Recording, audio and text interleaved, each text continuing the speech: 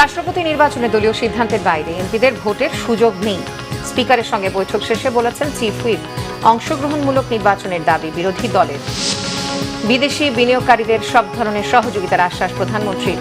ফ্রিল্যান্সারদের আয় সহজে দেশে আনতে ভিসার প্রেসিডেন্টের সঙ্গে আলোচনা। জুলাই আন্দোলনকারীদের বাড়িঘর ও ব্যবসা প্রতিষ্ঠান পুড়িয়ে দেয়া আর হেলিকপ্টার ব্যবহারের নির্দেশ ছিল শেখ হাসিনার। নতুন কল রেকর্ড ট্রাইব্যুনালে দাখিল। ৭১-এর চেতনায় বলিয়ান হয়েই ফ্যাসিস্ট হাসিনাকে তাড়িয়েছে দেশের সন্তানেরা, মন্তব্য রিজভির। দেশে ফিরলে পূর্ণ নিরাপত্তায় বিচারিক সুবিধা দেওয়া হবে, জানালেন ডক্টর জাহিদ। দেখছিলেন সংবাদ শিরোনাম, এবারে বিস্তারিত। ২০ আগস্ট দেশের ২৩তম রাষ্ট্রপতি নির্বাচনের ভোট গ্রহণ হবে জাতীয় সংসদে। দুপুর ২টা থেকে বিকেল ৫টা পর্যন্ত ভোট দেবে ৩৪৯ জন সংসদ সদস্য। তবে নির্বাচনের আগে নতুন করে আলোচনায় সংবিধানের ৭০ নম্বর অনুচ্ছেদ। দলীয় সিদ্ধান্তের বাইরে গিয়ে সংসদ সদস্যদের ভোট দেওয়ার সুযোগ নেই বলে জানিয়েছেন চিফ হুইপ নুরুল ইসলাম মনি। এদিকে রাষ্ট্রপতি নির্বাচনকে অংশগ্রহণমূলক করার দাবি বিরোধী দলীয় চিফ হুইপ নাহিদ ইসলামের। বিস্তারিত জানাচ্ছেন আসমা আক্তার নূপুর। চলছে দেশের ২৩তম রাষ্ট্রপতি নির্বাচনের প্রস্তুতি। বেলা ১১টায় জাতীয় সংসদ ভবনে স্পিকারের কার্যালয়ে অনুষ্ঠিত হয় রাষ্ট্রপতি নির্বাচনের প্রস্তুতি সভা। এতে সভাপতিত্ব করেন ভারপ্রাপ্ত স্পিকার ব্যারিস্টার কায়সার কামাল। অন্যান্যদের মধ্যে উপস্থিত ছিলেন জাতীয় সংসদের চিফ হুইপ, বিরোধী দলীয় চিফ হুইপ এবং নির্বাচন কমিশন সচিব সহ সংশ্লিষ্টরা। বৈঠক শেষে সংসদের মিডিয়া সেন্টারে সংবাদ সম্মেলনে চিফ হুইপ নুরুল ইসলাম মনি জানান, রাষ্ট্রপতি নির্বাচনের প্রস্তুতি চলছে, এজন্য কাজ করছে নির্বাচন কমিশন ও সংসদ সচিবালয়। সংবিধানের ৭০ অনুচ্ছেদ বহাল থাকায় দলের সিদ্ধান্তের বাইরে ভোট দেওয়ার সুযোগ নেই বলে জানান চিফ হুইপ। ৭০ অনুচ্ছেদ অনুযায়ী যা লেখা আছে তা হলোই দলের সিদ্ধান্তের বাইরে তারা কোনো সিদ্ধান্ত গ্রহণ করতে পারবে না। যদি সিদ্ধান্ত গ্রহণ করে সেক্ষেত্রে তাদের সদস্যপদ বাতিল হবে। আমাদের বিএনপি দলীয় প্রার্থী আমরা এখনও সিদ্ধান্ত ফাইনাল করিনি। মাননীয় প্রধানমন্ত্রী তিনি ঘোষণা করবেন। আমাদের দলের থেকে তাকে দায়িত্ব দেওয়া হয়েছে, তিনি সিদ্ধান্ত গ্রহণ করবেন। রাষ্ট্রপতি নির্বাচনকে অংশগ্রহণমূলক করার দাবি বিরোধী দলীয় চিফ হুইপ নাহিদ ইসলামের। তার মতে, জুলাই সনদ অনুযায়ী রাষ্ট্রপতি নির্বাচন হলে এবং ৭০ অনুচ্ছেদ সংস্কার করা গেলে নির্বাচিত রাষ্ট্রপতির গ্রহণযোগ্যতা আরও বাড়ত। আমাদের প্রত্যাশাটা ছিল যে জুলাই সনদ অনুযায়ী রাষ্ট্রপতি নির্বাচনটা হওয়া উচিত ছিল। যে নির্বাচনের পরে যেহেতু গণভোটের রায়ও সংস্কারের পক্ষে এসেছে, প্রকাশ্য যখন ভোট হয় তখনই ৭০ অনুচ্ছেদের কারণে আসলে সবাই একটা জায়গায় ভোট দেয়, এটা আসলে কোনো স্বাধীন সিদ্ধান্ত থাকে না। কিন্তু যদি গোপন ব্যালটে ভোট হতো তাহলে আর এখানে ৭০ অনুচ্ছেদ যেটাই থাকুক এটার ইমপ্লিকেশনই হতো না। ইভেন এটাতে কিন্তু সবাই ঐক্যমত হয়েছিল যে আমরা গোপন ব্যালটে রাষ্ট্রপতি নির্বাচনটা করব। এদিকে নির্বাচন কমিশনে এক সংবাদ সম্মেলনে ইসির সিনিয়র সচিব আক্তার আহমেদ জানান, ২০ আগস্ট জাতীয় সংসদের অধিবেশন কক্ষে ভোট হবে। দুপুর ২টা থেকে বিকেল ৫টা পর্যন্ত ভোট দেবেন ৩৪৯ জন সংসদ সদস্য।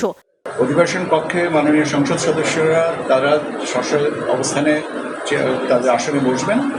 আমরা যারা সহায়ক কর্মকর্তা থাকবো, আমি সহ আমরা তাদের কাছে ব্যালট পেপারটা পৌঁছে দেওয়ার পরে তারা যারা মনোনীত তাদের প্রার্থীকে স্বাক্ষর করে চিহ্নিত করে সামনে 3টা ব্যালট বক্স রাখার কথা বলা হয়েছে। 3টা ব্যালট বক্সের যে কোনোটাই তারা ভোট কাস্ট করবেন। আক্তার আহমেদ জানান, রাষ্ট্রপতি নির্বাচনের ভোট শেষে প্রাথমিক ফল সংসদে জানানো হবে, পরে গেজেট প্রকাশ করবে নির্বাচন কমিশন। আসমা আক্তার নূপুর, বাংলাভিশন, ঢাকা। এদিকে ত্রয়োদশ জাতীয় সংসদের তৃতীয় অধিবেশন বসছে ২৭ আগস্ট বৃহস্পতিবার। সেদিন বেলা ৩টায় অধিবেশন শুরু হবে। রাষ্ট্রপতি হাফিজ উদ্দিন আহমদ এই অধিবেশনের আহ্বান করেছেন।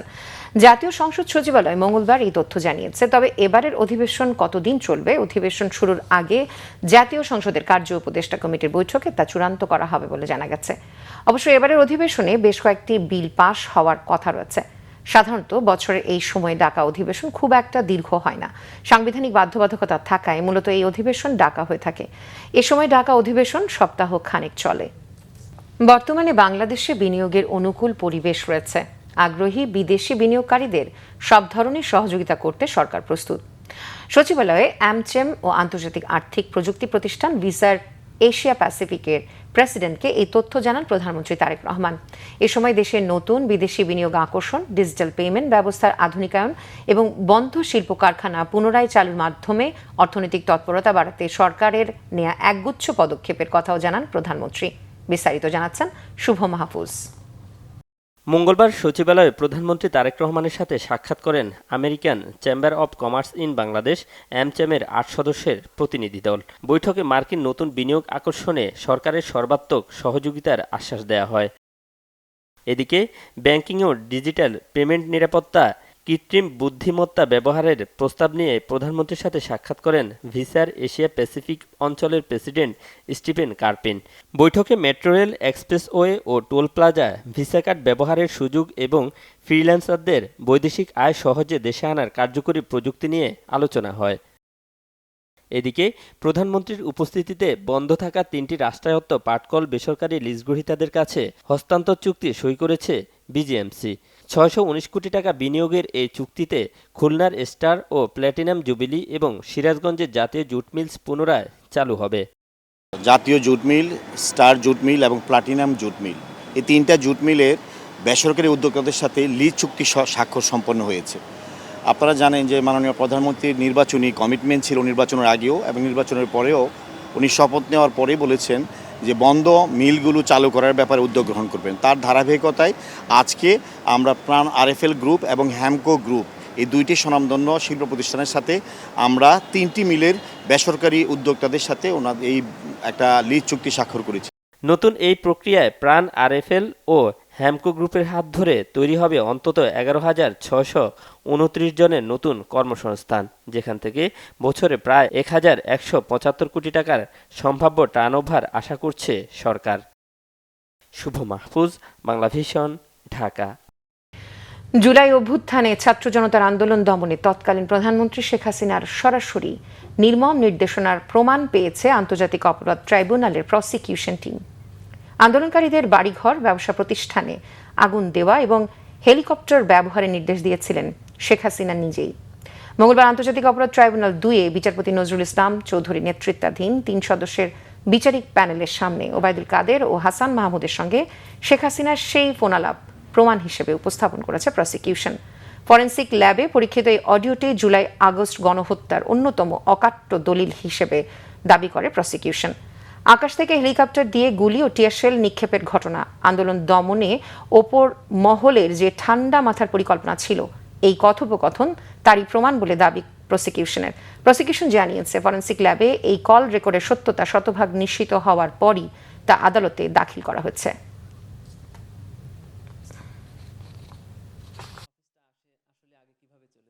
জনাব ওবায়দুল কাদের সাহেব, হাসান মাহমুদ তৎকালীন পররাষ্ট্রমন্ত্রী, উনার ফোনে তৎকালীন প্রধানমন্ত্রী শেখ হাসিনার সাথে কথোপকথন করেন বেশ কয়েকবার। এর একটি কথোপকথনে দেখা যায় যে শেখ হাসিনা ওবায়দুল কাদেরকে নির্দেশ দিচ্ছেন, বলছেন যে ওরা আমাদের বাড়িঘর পুড়িয়েছে, এখন থেকে আমরা ওদের বাড়িঘর পুড়িয়ে দিব। এই বক্তব্যের সমর্থনে হাসান মাহমুদ বলছেন যে টিট ফর ট্যাট। এরপরে শেখ হাসিনা বলছেন যে তোমরা সকলে এখন যার যার এলাকায় চলে যাও, নেতাকর্মীদের নির্দেশ দিয়ে দাও, এখন থেকে ওদের বাড়িঘরে আগুন লাগাবে পাবলিক। ৭১-এর চেতনা বুকে ছিল বলেই ফ্যাসিস্ট শেখ হাসিনাকে দেশের সন্তানেরা তাড়িয়ে দিয়েছে বলে মন্তব্য করেছেন বিএনপি সিনিয়র যুগ্ম মহাসচিব ও প্রধানমন্ত্রীর উপদেষ্টা রুহুল কবির রিজভী আহমেদ। দুপুরে নয়াপল্টনে বিএনপির কেন্দ্রীয় কার্যালয়ের সামনে জাতীয়তাবাদী মুক্তিযোদ্ধা দলের সমাবেশে এ মন্তব্য করেন তিনি। বলেন, 2008 সালের ৫৫ নির্বাচনের পর থেকে একই পন্থায় ক্ষমতা ধরে রেখেছিল একটি বড় দল। বর্তমানে তারা পার্শ্ববর্তী দেশকে আঁকড়ে ধরে দেশের বিরুদ্ধে ষড়যন্ত্র চালিয়ে যাচ্ছে। জামায়াতকে উদ্দেশ্য করে রুহুল কবির রিজভী বলেন, মুক্তিযুদ্ধের বিরোধিতা করে দেশের মানুষের বিরুদ্ধে কাজ করেছে দলটি। তাদের বীরত্বের কোনো ইতিহাস নেই, আছে শুধু দালালির ইতিহাস। ৭১-এ পাকিস্তানিদের সাথে আঁতাত ও পরবর্তীতে এরশাদের সাথে যোগ দিয়ে দেশের ক্ষতি করেছে জামায়াত। ছাত্র শিবির বিভিন্ন শিক্ষা প্রতিষ্ঠানে দাঙ্গা ও হাঙ্গামা শুরু করেছে উল্লেখ করে রিজভী বলেন, উদ্দেশ্য প্রণোদিতভাবে ৭১-কে ছোট করে দেখাচ্ছে তারা। আবার যখন কথা বলার অধিকার কেড়ে নিয়েছে ফ্যাসিস্টরা, তার জন্যে জুলাই একটি মহা বিপ্লব তৈরি হয়েছিল গণ অভ্যুত্থান। এটা ৭১-এর চেতনা আমাদের বুকের মধ্যে ছিল বলেই আমাদের সন্তানরা তাদের ক্লাসরুম থেকে বেরিয়ে, তাদের বিশ্ববিদ্যালয় শিক্ষা প্রতিষ্ঠান থেকে বেরিয়ে রাজপথে নেমে শেখ হাসিনার মতো ভয়ঙ্কর রক্তপিপাসু এক ফ্যাসিস্টকে বাংলাদেশ থেকে তাড়িয়ে দিয়েছে। প্রধানমন্ত্রীর তথ্য ও সম্প্রচার বিষয়ক উপদেষ্টা ডাক্তার জাহিদুর রহমান বলেছেন, শেখ হাসিনা দেশে ফিরলে তাকে পূর্ণ নিরাপত্তায় বিচারিক প্রক্রিয়ার মুখোমুখি করা হবে। এক প্রশ্নের জবাবে তিনি বলেন, সাকিব আল হাসান ভালো ক্রিকেটার হলেও তিনি নষ্ট, পচে যাওয়া মানুষ। মহিবুল্লাহ মুহিবের রিপোর্টে বিস্তারিত। ৫ আগস্ট ভারতের রাজধানীতে সাংবাদিকদের সঙ্গে মতবিনিময় করেন গণঅভ্যুত্থানের মুখে দেশ ছেড়ে পালিয়ে যাওয়া সাবেক প্রধানমন্ত্রী শেখ হাসিনা। সাংবাদিকদের বিভিন্ন প্রশ্নের জবাব দেন অডিওর মাধ্যমে। এ ঘটনার পর ফের দেশের রাজনীতি আর সরকারি অঙ্গনে আলোচনায় শেখ হাসিনা। শেখ হাসিনার ওই অনুষ্ঠানে ভার্চুয়ালি যুক্ত হন আওয়ামী লীগের সাবেক এমপি ক্রিকেটার সাকিব আল হাসান, যা দেশে বিদেশে ব্যাপক আলোচনা সমালোচনার জন্ম দিয়েছে। মঙ্গলবার সচিবালয়ে সরকারের সাম্প্রতিক কর্মকাণ্ডের অগ্রগতি জানাতে আয়োজিত নিয়মিত সংবাদ সম্মেলনে সাংবাদিকদের প্রশ্নের জবাব দেন প্রধানমন্ত্রীর তথ্য উপদেষ্টা ডাক্তার জাহিদুর রহমান। এ সময় জাহিদুর রহমান বলেন, সাকিব আল হাসান দেশে ফিরলে নিরাপত্তার সঙ্গে তার বিরুদ্ধে থাকা অভিযোগ মোকাবেলা করতে পারবেন। গণহত্যা নিয়ে অনুশোচনা না করে শেখ হাসিনার সঙ্গে থাকার সমালোচনাও করেন তিনি।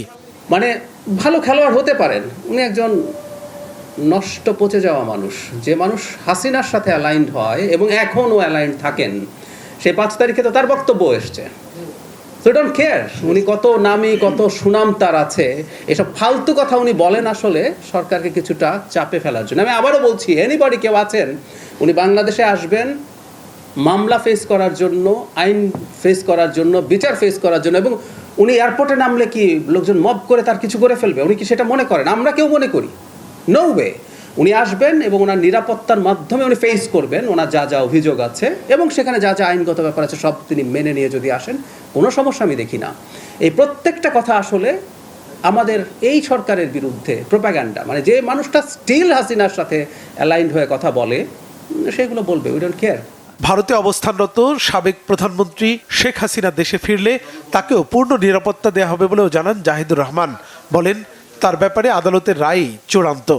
হাসিনাও যদি বাংলাদেশে আসেন, উনি তো বলছেন ডিসেম্বরে আসবেন, আমি বহুবার বলেছি তিনি যদি আসেন পূর্ণ নিরাপত্তার সাথে তিনি আসবেন, পূর্ণ নিরাপত্তার সাথে তিনি বিচারিক প্রক্রিয়ায় যাবেন, পূর্ণ অধিকার ভোগ করবেন বিচারিক প্রক্রিয়ায়, যা যা করা দরকার। তারপর আদালত যে সিদ্ধান্ত নেবে সেটা আমরা সবাই মেনে নেব। এটা একটা গণতান্ত্রিক রাষ্ট্র, এখানে সবচেয়ে বিভৎস অপরাধীটাও তার নাগরিক অধিকার যা যা পাওয়ার, সাংবিধানিক অধিকার যা যা পাওয়ার, সেটা সাকিব আল হাসান হোক, সেটা হাসিনা হোক, তারা পাবেন। শেখ হাসিনার মতো মাফিয়া রেজিম এই দেশে আর কেউ দেখতে চায় না বলেও জানান প্রধানমন্ত্রীর তথ্য উপদেষ্টা। মহিবুল্লাহ মুহিব, বাংলা ভিশন, ঢাকা। কোনো বিশেষ গ্রুপকে সুবিধা দিতে জ্বালানি তেলের বিপণন বেসরকারি খাতে দেওয়া হচ্ছে না, আইন অনুযায়ী হচ্ছে, জানিয়েছেন বিদ্যুৎ ও জ্বালানি মন্ত্রী ইকবাল হাসান মাহমুদ। আর প্রতিমন্ত্রী অনিন্দ ইসলাম অমিত বলেছেন, বিদ্যুৎ ও জ্বালানি চাহিদার তুলনায় বড় ধরনের ঘাটতি তৈরি হয়েছে, যা তাৎক্ষণিক সমাধানের কোনো ব্যবস্থা নেই। রকুনুজ্জামানের রিপোর্ট। মঙ্গলবার রাজধানীর ঢাকা ক্লাবে জ্বালানি সংকট ও সমাধানের উপায় শীর্ষক এক আলোচনা সভায় দেশের বিদ্যুৎ ও জ্বালানি চাহিদার বিপরীতে তীব্র সরবরাহ ঘাটতি নিয়ে বিভিন্ন পরামর্শ তুলে ধরেন বিশেষজ্ঞরা। এটা দুইটা জিনিস আছে এলপিজি। একটা হলো এটা একটা গ্যাসের ডিমান্ড চাপ কমায়, আরেকটা হচ্ছে it is catered by the private sector. So গভর্নমেন্টের উপরে আর চাপ পড়ে না, গভর্নমেন্টের একটা দায়িত্ব আছে যে প্রাইস সাপ্লাই এগুলো ঠিক থাকে। সংকট নিরসনে আশু কোনো সমাধান নেই বলে জানান বিদ্যুৎ প্রতিমন্ত্রী। কিন্তু আজকে যারা বিশেষজ্ঞ, যারা রাজনীতিবিদ নন, রাজনৈতিক কর্মী নন, কিংবা ধানের শীষ প্রতীকে জয়লাভ করে সরকারে বসেননি, সেই মানুষগুলো একটি জিনিস স্পষ্ট করেছেন, এই সমস্যার আসলে তাৎক্ষণিক কোনো সমাধান নেই। জ্বালানি তেলের বিপণন বেসরকারি কোম্পানির হাতে সম্প্রসারণের বিতর্ক নিয়েও সরকারের অবস্থান জানান বিদ্যুৎ মন্ত্রী ইকবাল হাসান মাহমুদ। আমরা তেলের ব্যবসাটা প্রাইভেটে দিয়ে দিই, আমরা তো আছি, আর যারা প্রাইভেট আছে, কারণ আমরা তো অলরেডি প্রাইভেট থেকে আমরা তেল কিনি, যদি ওইটা হইতে পারে তা আমরা সব ওদেরকেও দিয়ে দিই, কেন থাকুক, দেশে দুটো পেট্রোল পাম্প থাকুক, একটা পদ্মা মেঘনা যমুনা থাকুক, একটা বেসরকারি থাকুক। যখন জেনারেল আইন তৈরি হবে তখন তো একটা কোম্পানি তৈরি হবে না, সবার জন্য তৈরি হবে। হয়ে গেল যে একটা নির্দিষ্ট কোম্পানিকে দেওয়ার জন্য আমরা করছি। এমনকি আপনি দেখলাম একজন বলছে আমি অলরেডি 2 লক্ষ কোটি টাকা আমার পকেটে চলে আসছে। সরকার বেসরকারি বিনিয়োগে সৌর বিদ্যুৎ উৎপাদনের কথা ভাবছে বলেও জানান বিদ্যুৎ মন্ত্রী আমার সাথে বসছেন। রকুনুজ্জামান, বাংলা ভিশন, ঢাকা। জ্বালানি খাতকে ফ্যাসিবাদ মুক্ত এবং সিন্ডিকেটের নিয়ন্ত্রণ থেকে বের করে আনতে সরকার দক্ষতার সঙ্গে সঠিক নীতিমালা প্রণয়ন করেছে বলে জানিয়েছেন মুক্তিযুদ্ধ বিষয়ক প্রতিমন্ত্রী ইশরাক হোসেন। আগামী সংসদে এসব নীতিমালা উপস্থাপন করা হবে বলে জানিয়েছেন তিনি। মুন্সিগঞ্জের শ্রীনগরে sir Jagadish J C. Bose institution and college এবং বিক্রমপুর ভূঁইয়া মেডিকেল কলেজ ক্যাম্পাসে বৃক্ষরোপণ কর্মসূচিতে প্রধান অতিথির বক্তব্যে কথা বলেন ইশরাক হোসেন। বলেন, সাবেক প্রধানমন্ত্রী শেখ হাসিনার জ্বালানি নীতির কারণে দেশে বিদ্যুৎ নিয়ে ভোগান্তি তৈরি হয়েছে। ইশরাক হোসেন বলেন, যারা অতীতে ছাত্রলীগের রাজনীতির সঙ্গে যুক্ত ছিলেন তারাই এখন নিজেদের আন্দোলনের অংশ হিসেবে দাবি করছেন, এমন বক্তব্য হাস্যকর। এ সময় প্রতিমন্ত্রীর সঙ্গে ছিলেন বিএনপির কেন্দ্রীয় নির্বাহী কমিটির স্বেচ্ছাসেবক বিষয়ক সম্পাদক মীর শরফত আলী সপু। অনুষ্ঠানে সভাপতিত্ব করেন শ্রীনগর উপজেলা বিএনপি সভাপতি শহীদুল ইসলাম। ছিলেন মুন্সিগঞ্জ জেলা নারী ও শিশু অধিকার ফোরামের সাধারণ সম্পাদক জসিম মোল্লা সহ বিএনপির স্থানীয় নেতাকর্মীরা।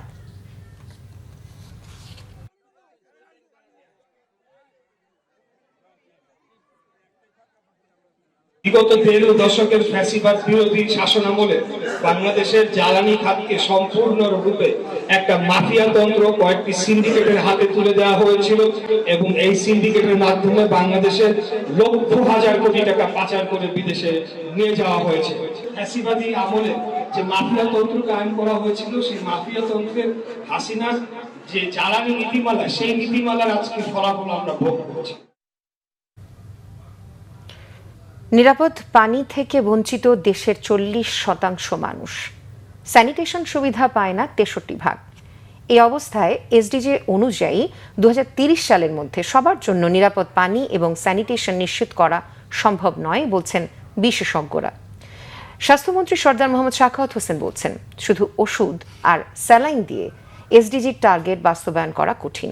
পানি সম্পদ মন্ত্রী শহীদ উদ্দিন চৌধুরী অ্যানি জানান, পানির ন্যায্য হিস্সা বুঝে নিতে গ্যারান্টি ক্লজ যুক্ত করে গঙ্গা চুক্তি আদায় করা হবে।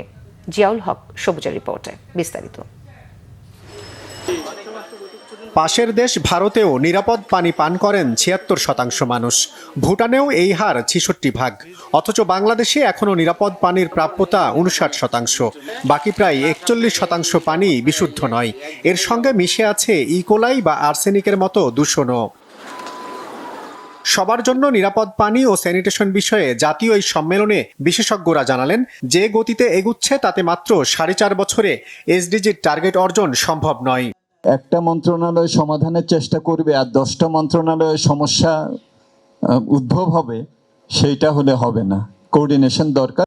তবে পানি সম্পদ মন্ত্রী শহীদ উদ্দিন চৌধুরী অ্যানি জানান, ভারতের তুলনায় স্যানিটেশনে অনেকটাই এগিয়ে বাংলাদেশ। পানির ন্যায্য হিস্সা আদায়ে সরকার কাজ করছে বলেও জানান তিনি। যে আমরা নির্বাচিত সরকার, পানির ন্যায্য হিস্সা আমাদেরকে আদায় করতে হবে। সেখানে আমাদের জয়েন্ট রিভার কমিশন ইতিমধ্যে কাজ শুরু করেছে। আমরা আশা করছি আমাদের স্বার্থটাকে প্রায়োরিটি দিয়ে কিভাবে এই নতুন চুক্তি আমরা সম্পন্ন করব এবং সেখানে গ্যারান্টি ক্লজকে আমরা অ্যাড করব। স্বাস্থ্যমন্ত্রী সরদার মোহাম্মদ সাখাওয়াত হোসেন জানান, রোগ প্রতিরোধ ব্যবস্থায় জোর না দিয়ে শুধু ঔষধ বা চিকিৎসা সেবা দিয়ে এসডিজির টার্গেট অর্জন কঠিন। We have to educate the people to achieve this goal, to maintain a good health. নখ লম্বা রাখবেন, নখের ভিতরে ময়লা থাকবে, মাথা চুলকাবেন, পায়ের তালা চুলকাবেন, যা খুব হাতটা ধুয়ে ভাত খাইতে বসলে এই নখের ভিতরে ময়লাটা তো আপনার খাবারের সাথে যাবে। এই প্রিভেন্টিভ মেজার্সগুলি আমাদের নিতে হবে। আর নিতে হলে ওনার দরকার, আরো মন্ত্রণালয়ের দরকার। We have to form a committee. আমি প্ল্যানিং কমিশনকে বলবো, শুধু হেলথ মিনিস্ট্রিতে চাপাইলে এটা হবে না। You cannot achieve the SDGs. You have to combine and coordinate all the concerned ministries to chalk out a plan.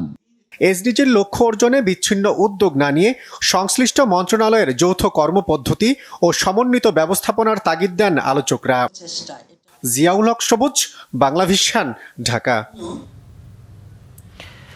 গত ১৯ বছরের মধ্যে এবার এসএসসি ও সমমানের পরীক্ষায় ফল বিপর্যয় হয়েছে। পাশের হার কমেছে জিপিএ 5 এর সংখ্যাও। তবে এমন ফলাফলকে বিপর্যয় মনে করে না শিক্ষাবিদরা। তাদের মতে এটি শিক্ষা ব্যবস্থার আসল চিত্র। সরকারিভাবে কারণ খুঁজতে সময় নষ্ট না করে নিরপেক্ষভাবে মাঠের বাস্তব পরিস্থিতি বিশ্লেষণ করে ব্যবস্থা নেওয়ার তাগিদ তাদের।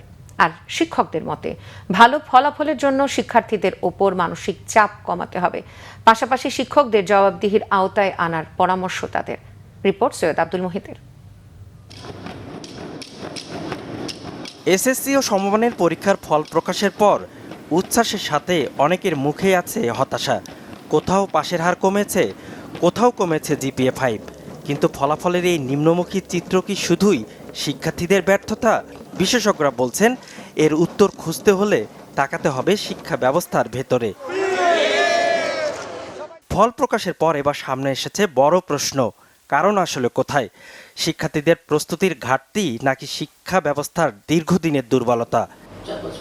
শিক্ষাবিদরা বলছেন এবারের ফলাফলকে হালকাভাবে নেয়ার সুযোগ নেই।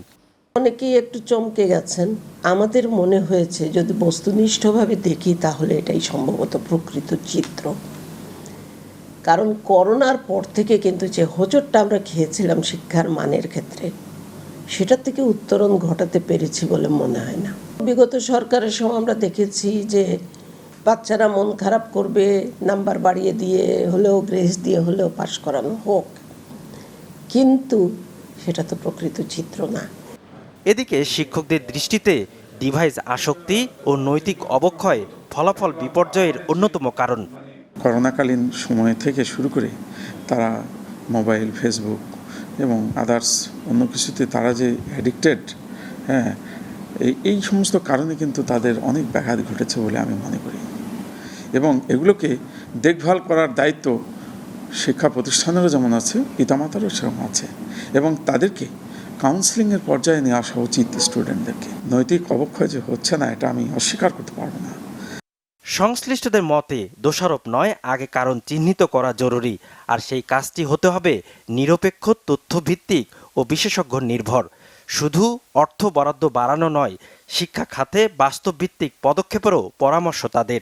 তৃতীয় পক্ষ মূল্যায়ন যেটাকে বলে, থার্ড পার্টি, সরকার করবে না, সরকার বিশেষজ্ঞদের দিয়ে এই তথ্যভিত্তিক জরিপটা করবে। আগে গবেষণা কার্যক্রম প্রথমেই ধরতে হবে এই 312টা বিদ্যালয় কেন করলো।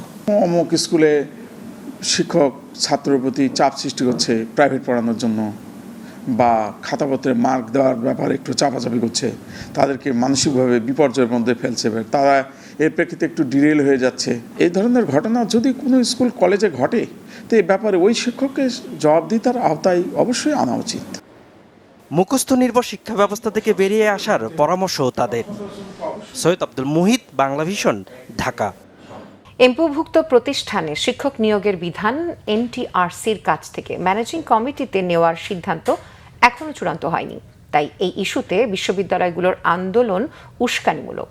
শিক্ষার্থীরা প্রকৃত ঘটনা না জেনে আন্দোলনে নেমে যাচ্ছে বলে জানিয়েছেন শিক্ষামন্ত্রী আনম এহসানুল হক মিলন। সকালে বাংলাদেশ কৃষি গবেষণা কাউন্সিল বার্ক মিলনায়তনে আয়োজিত এক সেমিনারে কথা বলেন তিনি। জানান, ম্যানেজিং কমিটির মাধ্যমে শিক্ষক নিয়োগের কোনো সিদ্ধান্ত হয়নি। এ বিষয়ে একটি মহল বিভ্রান্তি ছড়াচ্ছে।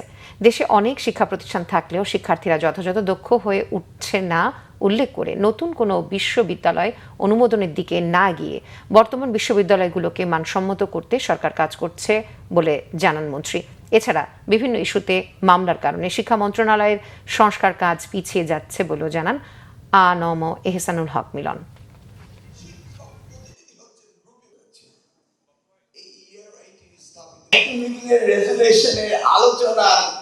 জায়গাটুকু কেটে কোন গুপ্ত এক লোক মন্ত্রণালয় থেকে আলোচনায় যতটুকু হয়েছে ততটুকু কেটে দিয়েছে, কিন্তু তার নিচে যে রয়েছে মাননীয় মন্ত্রী সেটাকে দেখবেন, পরীক্ষা নিরীক্ষা করবেন, তারপরে সেইটার প্রজ্ঞাপন জারি হবে। পরিবর্তন। আমি 2001 থেকে 2006 মন্ত্রী ছিলাম, প্রতিমন্ত্রী দায়িত্বে ছিলাম।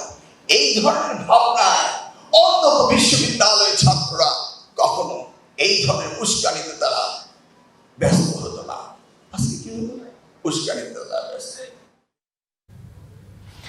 বাংলাদেশে কেউ আদিবাসী নয়, অধিবাসী বলে মন্তব্য করেছেন স্বরাষ্ট্রমন্ত্রী সালাউদ্দিন আহমেদ। তিনি বলেন, দেশের সব নাগরিকের পরিচয় হবে Bangladeshi. Chittagong hill tracts research ফাউন্ডেশনের গোলটেবিল আলোচনায় তিনি কথা বলেন। স্বরাষ্ট্রমন্ত্রী বলেন, জাতিসংঘের আদিবাসী অধিকার ঘোষণাপত্র বাংলাদেশের ক্ষেত্রে প্রযোজ্য নয়।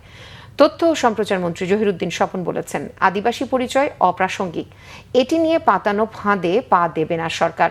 বলেন, অপ্রয়োজনীয় আদিবাসী বিতর্ক নতুন কৌশল হিসেবে ব্যবহার হতে পারে। তার মতে, নাগরিকত্বের ভিত্তিতে বাংলাদেশের জাতীয়তাবাদী বর্তমান পরিচয়। আলোচনায় সংস্কৃতি প্রতিমন্ত্রী আলী নওয়াজ মাহমুদ খৈয়ম বলেন, রাষ্ট্রের কাছে সব জাতিগোষ্ঠী সমান।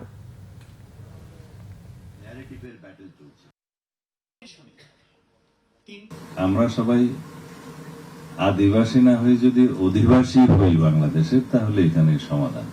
আসলে যে বিভেদগুলো সৃষ্টি হয়েছে, সেই বিভেদগুলোর সৃষ্টির পিছনে কিছু ভিনদেশী উস্কানি এক সময় ছিল। এই সমস্যা শুধু একজনের ভাষণের প্রেক্ষিতে হয় নাই, এবং এখনো সেই অঞ্চলে যে বিভিন্ন ষড়যন্ত্র চালু নেই, সেটা কেউ হলফ করে বলতে পারবে না। এবং সেই সীমানা আমাদের পূর্ব দিকে, বাংলাদেশের ভূখণ্ডের পূর্ব দিকেও আরো সম্প্রসারিত হয়েছে। অর্থ ও পরিকল্পনা মন্ত্রী আমির খসরু মাহমুদ চৌধুরী বলেছেন, চট্টগ্রামে বিশাল উন্নয়ন পরিকল্পনা নিয়ে আসছে Asian development bank ADB. Chattogram বন্দর ও কাস্টম হাউসের সমন্বয়ের মাধ্যমে ব্যবসা সহজ করা হবে বলেও জানান মন্ত্রী। বিকেলে চট্টগ্রাম বন্দর কর্তৃপক্ষ, কাস্টমস ও এনবিআর কর্মকর্তাদের সাথে বৈঠক শেষে সাংবাদিকদের তিনি কথা বলেন। বন্দর ভবনে 4 ঘণ্টার বৈঠক শেষে সাংবাদিকদের অর্থমন্ত্রী জানান, বিগত সময়ের ভঙ্গুর অর্থনীতি থেকে বেরিয়ে আসতে বিভিন্ন উদ্যোগ নিয়েছে সরকার, যার গুরুত্বপূর্ণ অংশ চট্টগ্রাম বন্দর।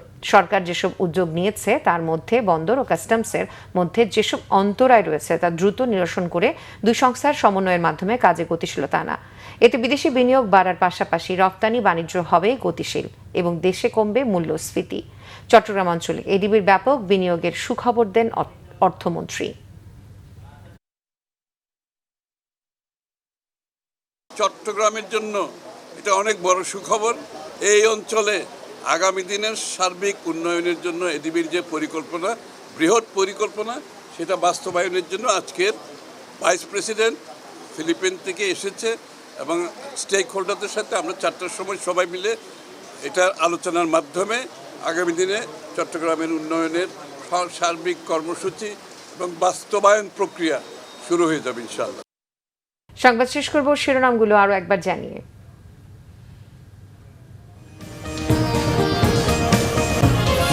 রাষ্ট্রপতি নির্বাচনে দলীয় সিদ্ধান্তের বাইরে এমপিদের ভোটের সুযোগ নেই, স্পিকারের সঙ্গে বৈঠক শেষে বলেছেন চিফ হুইপ। অংশগ্রহণমূলক নির্বাচনের দাবি বিরোধী দলের। বিদেশি বিনিয়োগকারীদের সব ধরনের সহযোগিতার আশ্বাস প্রধানমন্ত্রীর। ফ্রিল্যান্সারদের আয় সহজে দেশে আনতে ভিসার প্রেসিডেন্টের সঙ্গে আলোচনা। জুলাই আন্দোলনকারীদের বাড়িঘর ও ব্যবসা প্রতিষ্ঠান পুড়িয়ে দেয়া আর হেলিকপ্টার ব্যবহারের নির্দেশ ছিল শেখ হাসিনার। নতুন কল রেকর্ড ট্রাইব্যুনালে দাখিল। ৭১-এর চেতনায় বলিয়ান হয়েই ফ্যাসিস্ট হাসিনাকে তাড়িয়েছে দেশের সন্তানেরা। মন্তব্য রিজভির। দেশে ফিরলে পূর্ণ নিরাপত্তায় বিচারিক সুবিধা দেওয়া হবে, জানালেন ডাক্তার জাহিদ।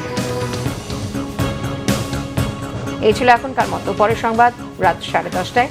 এর আগে 9টায় রয়েছে নিউজ 20, দেখার আমন্ত্রণ রইল। এছাড়া বাংলাদেশের সংবাদ ও সংবাদ সংশ্লিষ্ট অনুষ্ঠান দেখতে ভিজিট করুন www.bbnews24.com ও facebook.com/banglavisionnews এবং সাবস্ক্রাইব করুন youtube.com/banglavisionnews। ধন্যবাদ এতক্ষণ সাথে থাকার জন্য।